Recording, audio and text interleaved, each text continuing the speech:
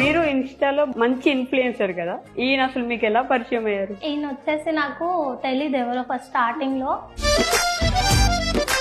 Insta influencer గా ఎలా ఎదిగారు? నాకు చిన్నప్పటి నుంచి యాక్టింగ్ అంటే ఇష్టం బేసిక్ గా.